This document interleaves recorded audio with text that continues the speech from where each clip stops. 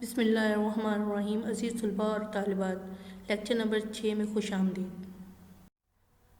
عزیز طلباء اور طالبات، آج ہم خط لکھنا سیکھیں گے کہ خط کیسے لکھا جاتا ہے۔ غالب کے انداز میں روٹے دوست کو منانے کے لیے خط، سب سے پہلے ہم لکھیں گے امتحانی مرکز، اس کے بعد تاریخ لکھیں گے یعنی 15 جنوری 2021۔ پیارے دوست، السلام علیکم۔ آپ کی خیر خواہی کا طالب بندہ ناچیز پریشان ہے۔ 1 ماہ کا عرصہ ہو گزرا، جناب کا محبت نامہ موصول نہ ہوا، پریشانی اور اضطراب کا معاملہ بڑھا، خود ہی اسی ماہ میں 4تھی مرتبہ حاضر خدمت ہوا چاہتا ہوں۔ مجھے چند دوستوں کی زبانی معلوم ہوا کہ جناب بندہ ناچیز سے نالاں ہیں۔ دوستوں کا ناراض ہونا بھی محبت کے سچا ہونے کا ایک ثبوت ہوتا ہے۔ میں اس بحث بے نتیجہ میں نہیں پڑنا چاہتا کہ ماضی میں کیا ہوا۔ ناراضی کا تذکرہ چلا تو بحث دونوں رخ اختیار کر سکتی ہے۔ ویسے مقولہ دانائی ہے کہ تالی ایک ہاتھ سے نہیں بجتی۔ میں نے آپ کے شکوے دوسروں کی زبانی سنے ہیں، مگر میں اپنا شکوہ سنانا نہیں چاہتا، کیونکہ اس کو سنانے سے میرے ہی دوست کو پریشانی ہوگی۔ حقیقت یہ ہے کہ دوستوں کی طرف سے ملنے والی معمولی تکلیف بھی بڑی محسوس ہوتی ہے۔ اصل بات یہ ہے کہ میں آپ کو دین اسلام کی روح کی طرف لانا چاہتا ہوں۔ دین اسلام امن اور دوستی کا دین ہے۔ ماضی کے تمام تلخ معاملات کو بھلا کر میں صلح کی طرف قدم بڑھا رہا ہوں۔ آپ بھی ناراضی کو بھول جائیں، کیونکہ آپ کے بغیر میں اپنے آپ کو نامکمل محسوس کرتا ہوں۔ بقول شاعر، ان کو اپنے قریب لاؤں گا، یہ کرشمہ بھی کر دکھاؤں گا۔ پیارے دوست، انسان خطا کار ہے اور اللہ کی ذات خطا پوش ہے۔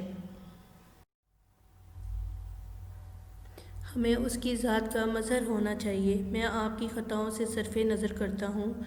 آپ میرے حال پر رحم فرمائیے۔ اچھا دوست بھی خدا کی رحمت ہوتا ہے۔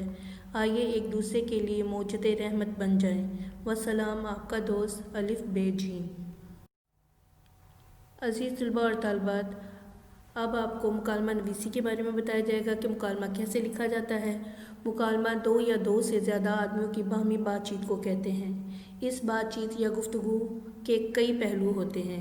اسی گفتگو سے ہم ایک دوسرے تک اپنے دل کی بات پہنچاتے ہیں اور ایک دوسرے کے خیالات سے آگاہ ہوتے ہیں۔ مکالمہ زبانی بھی ہوتا ہے اور تحریری بھی۔ اسی سے ایک دوسرے کے جوہر و کردار کا پتہ چلتا ہے اور کسی کردار کی شخصیت کھل کر سامنے آتی ہے۔ یہی مکالمہ ڈرامہ، ناول اور افسانے کی جان ہے۔ مکالمہ ایک فطری بات چیت بھی ہے اور مصنوعی گفتگو بھی۔ بہرحال مصنوعی مکالمے میں بھی فطرت کا لحاظ رکھنا پڑتا ہے۔ روزمرہ بول چال اور لب و لہجہ کے ساتھ اشارات ایک اچھے مکالمے کی جان ہیں۔ ضرورت کے مطابق اشارات کے ساتھ آواز کی نرمی، سختی، اتار و چڑھاؤ بھی زیر نظر رہنا چاہیے۔ گفتگو کا انداز ایسا ہونا چاہیے کہ بات سے بات خود بخود نکلتی آئے۔ ایک ہی بات بار بار دہرانے سے بھی گفتگو میں پھیکا پن پیدا ہو جاتا ہے۔ زبان کا روزمرہ کے مطابق ہونا ضروری ہے۔ دکاندار اور خریدار کے درمیان مکالمہ۔ مکالمہ لکھتے وقت درج ذیل باتوں کا خیال رکھیں۔ سب سے پہلے کردار لکھے جائیں گے۔ نمبر 1 دکاندار، نمبر 2 خریدار۔ اس کے بعد ابتدائی پس منظر۔ شہر کی مشہور کپڑے کی دکان ہے۔ ایک گاہک دکان میں داخل ہوتا ہے اور دکاندار سے ہم کلام ہوتا ہے۔ خریدار: السلام علیکم۔ دکاندار: وعلیکم السلام، تشریف لائیے۔ خریدار: آپ کی دکان میں رومال بھی ہوں گے؟ دکاندار: رومال ہی نہیں، جرابیں، بنیانیں، چھتریاں، سبھی کچھ ہے۔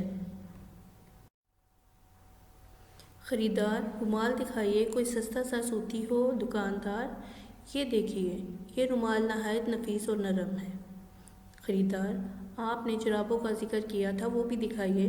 دکاندار: رومال کے متعلق کیا فیصلہ ہے، کتنے پیش کروں؟ خریدار: جرابیں دکھائیے تو رومال کا فیصلہ بھی ہو جائے گا۔ آپ مال دکھا رہے ہیں، قیمت نہیں بتاتے، کیا آپ اپنی چیزیں بن داموں بیچتے ہیں؟ دکاندار: ہاں صاحب، بالکل مفت، قیمت برائے نام ہے۔ رومال 30 روپے کا ہے اور جرابوں کا جوڑا 50 روپے کا۔ خریدار: میاں دکاندار، یہ قیمت تو بہت زیادہ ہے، ویسے رومال بھی نفیس ہے اور جرابیں بھی۔ دکاندار: ہم اپنے مال کو چند پیسوں کے نفع پر بیچتے ہیں، کسی اور دکاندار سے دریافت کر لیں پھر۔ آپ کی تسلی ہو جائے گی۔ خریدار: رومال اور جرابوں کی صحیح قیمت بتائیے، میں کچھ اور چیزیں بھی خریدوں گا۔ دکاندار: ہماری دکان کا حساب باٹا جیسا سمجھیے، ایک زبان ایک دام۔ خریدار: اگر آپ سچ مچ درست کہتے ہیں تو مجھے آپ کی سچائی پر فخر ہے۔ اب میں سچی دکان چھوڑ کر جھوٹی دکانوں پر نہیں جاؤں گا۔ دکاندار: پھر حکم کیجیے، آپ کا شکریہ۔ خریدار: 5 رومال، 5 جوڑے جراب اور ایک چھتری بھی باندھ دیجیے، مگر اچھی سی ہو۔ دکاندار: یہ لیجیے، آپ کی تشریف آوری کا شکریہ۔ خریدار: رقم تو آپ نے نہ بتائی نہ وصول کی، شکریہ مفت میں دے مارا۔ دکاندار: یہ لیجیے بل، کل 300 روپے ہی تو ہوئے۔ خریدار: یہ لیجیے 500 روپے، اپنی رقم وصول کیجیے اور بقایا دیجیے۔ دکاندار: یہ تو لینے کے دینے پڑ گئے۔ اچھا، آپ کی خوشی کے لیے یہ لیجیے 200 روپے۔ اختتامی پس منظر: گاہک اپنا سامان لے کر گھر کے لیے روانہ ہو جاتا ہے۔ عزیز طلباء اور طالبات، اب ہم قواعد و انشاء کے صفحہ نمبر 30 پر موجود واحد جمع پڑھیں گے۔ واحد جمع: تبرک، تبرکات، ترکیب، تراکیب، توقع، توقعات، جرم، اجرام، جزیرہ، جزائر، جن، جنات، جد، اجداد، حاجی، حجاج، تاریخ، تواریخ، تفصیل، تفاصیل، ثمر، اثمار، جنس، اجناس، جاہل، جہلہ، جوہر، جواہر، جزو، اجزاء، حادثہ، حوادث یا حادثات، تدبیر، تدابیر، تجلی، تجلیات، ثابت، ثوابت، جانب، جوانب، جذبہ، جذبات، جہت، جہات، جبل، جبال، حاضر، حاضرین یا حضار، ترجمہ، تراجم، تحفہ، تحائف، جرم، جرائم، جواب، جوابات، جریدہ، جرائد، جسم، اجسام، حاجت، حوائج، حبیب، احباب۔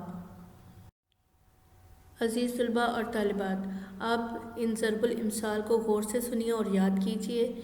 نمبر 1، دل کو دل سے راہ ہوتی ہے۔ نمبر 2، ڈوبتے کو تنکے کا سہارا بہت ہے۔ نمبر 3، رات گئی بات گئی۔ نمبر 4، زبان خلق کو نکارہ خدا سمجھو۔ نمبر 5، سیکھ نہ دیجیے باندرا جو گھر بھی ایکا جائے، سیکھوا کو دیجیے جا کو سیکھ سہائے۔ نمبر 6، شیخی اور 3 کانے۔ نمبر 7، صورت نہ شکل بھاڑ سے نکل۔ نمبر 8، طویلے کی بلا بندر کے سر۔ نمبر 9، ظلم کی ٹہنی کبھی پھلتی نہیں، ناؤ کاغذ کی کبھی چلتی نہیں۔ نمبر 10، عید پیچھے ڈر۔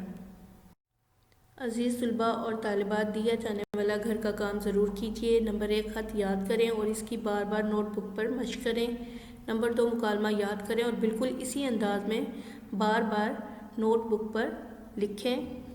نمبر 3، واحد جمع قواعد و انشاء کے صفحہ نمبر 30 سے یاد کریں اور نوٹ بک پر مشق کریں۔ نمبر 4، ضرب الامثال نوٹ بک پر لکھیں اور یاد کریں۔